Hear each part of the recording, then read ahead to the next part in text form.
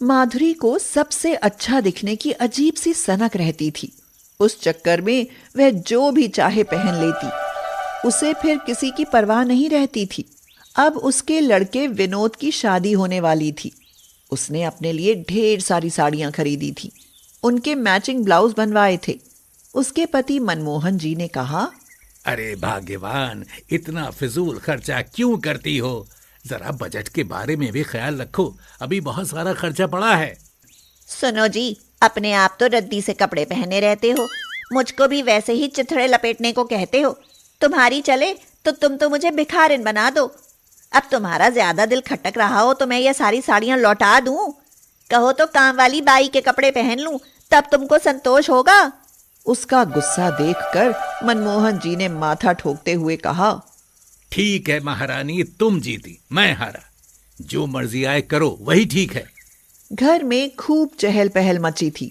शादी हो गई और घर में बहू मोनिका आ गई। घर में सब मेहमानों ने मोनिका की जमकर तारीफ की। यह देखकर माधुरी का दिल कचोटने लगा। वह मन ही मन में बोली, मैं मोनिका से किस बात में कम हूं? अभी क्या, कल ही रिसेप्शन पार्टी है, फिर मैं भी कल वाहवाही बटोरती हूँ। मैं भी इसकी तरह कपड़े बनवा लेती हूँ। उसने मोनिका से पूछा, मोनिका, कल रिसेप्शन में क्या कपड़े पहनोगी? मुझे भी दिखाओ ताकि मैं डिसाइड कर दूं कि इन कपड़ों में तुम अच्छी लगोगी या नहीं। सुनकर मोनिका बहुत खुश हो गई और वो सोचने लगी, मेरी सासू माँ कितनी अच्छी हैं, मेरा कितना ख्याल रखती हैं। उसने खुश होकर रिसेप्शन में पहनने के लिए सिलेक्ट किए गए कपड़े निकाले और माधुरी को दिखाने लगी। इन कपड़ों के साथ ज्वेलरी कैसी है? लाओ मैं देख लूं, नहीं तो पता चले कि बाद में फोटो भी अच्छे नहीं आ रहे। मोनिका ने खुश होकर सारी चीजें दिखाईं और माधुरी ने उन कपड़ों, सैंडल, पर्स, मैचिंग ज्वेलरी के फोटो ले लिए। तुरंत ही वह मार्केट में गई और मोनिका के कपड़ों का फोटो दिखाकर बोली, सेम टू सेम ऐसे ही कपड़े मेरे लिए दिखाइए। दुकानदार ने माधुरी की ओर देखा और कहा, लेकिन आंटी जी, ये कपड़े आप पर अच्छे नहीं लगेंगे। आप अपनी एज के हिसाब से कपड़े लीजिए ना, तो वो आप पर ज्यादा फबेंगे। यह सुनकर तो माधुरी भड़क गई और बोली, चुप बे नाशपीटे, तुझे अपने कपड़े बेचने हैं या मुझको सलाह देनी है? तू सलाह केंद्र क्यों नहीं खोल लेता? यह सुनकर दुकानदार मन ही मन में बोला, ये कैसी बेवकूफ़ बढ़िया है जो इसको सही सलाह भी अच्छी नहीं लग रही। लेकिन मुझे क्या, मुझे तो अपना सामान बेचना है भाई।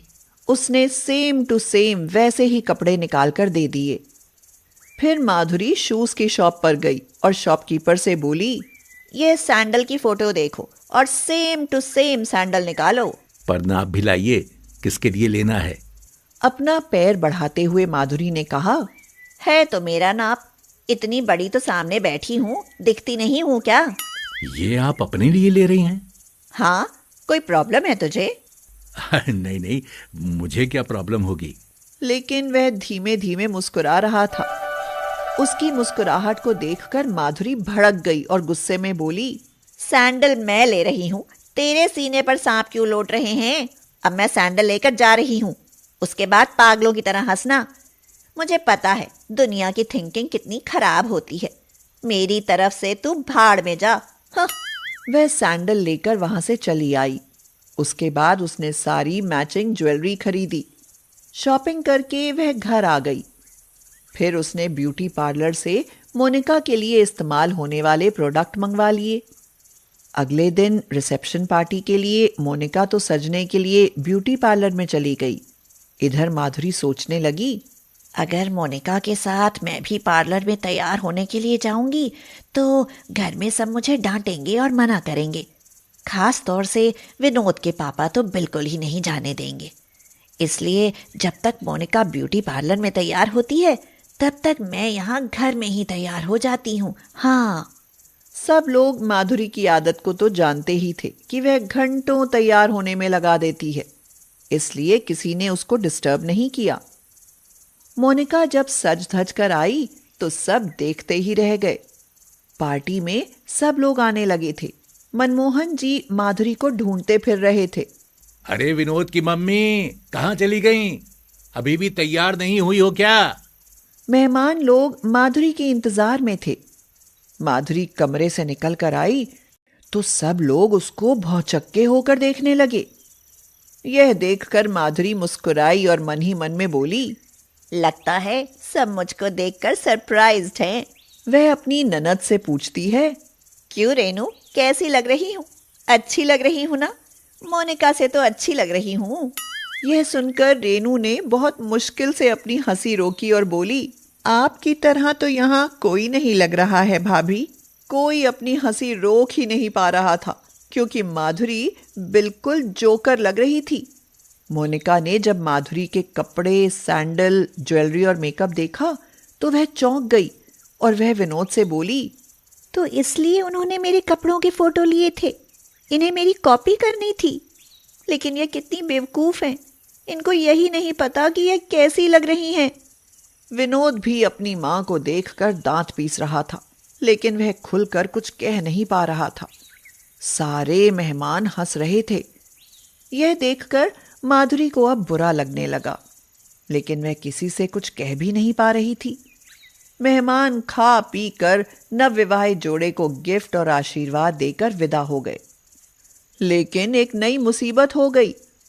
माधुरी के चेहरे पर तेज जलन पड़ने लगी जो बढ़ती ही चली गई।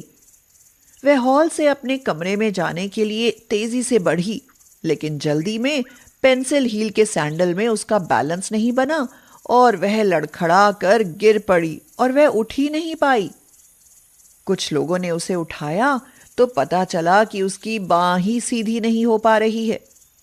अभी थोड़ी ही देर बीती थी कि उसके चेहरे पर फफोले उभर आए।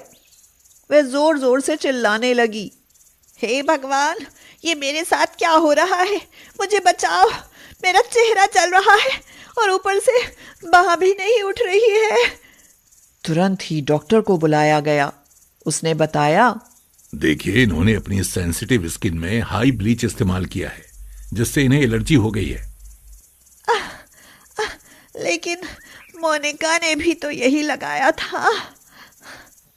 देखिए, सबकी स्किन अलग अलग तरह की होती है और उसके लिए अलग अलग मेकअप इस्तेमाल होता है। बिना टेस्ट किए अपने आप लगाने के कारण ये हुआ है।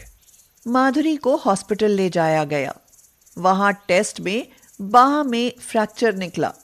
मनमोहन जी बोले, ये फ्रैक्चर बहू की कॉपी करके पहने हुए सैंडलों की वजह से हुआ है। माधुरी को भी ये सब महसूस हो रहा था और वह पछता रही थी। अब उसको समझ में आ गया कि अपनी उम्र के हिसाब से ही सब काम क्यों करना चाहिए। ठीक होकर घर आने के बाद उसने सबसे माफी मांगी और अपनी एज के हिसाब से सादगी से रहने लगी। मोनिका भी अब माधुरी का खूब आदर करती थी। अब माधुरी से सभी लोग बहुत खुश थे।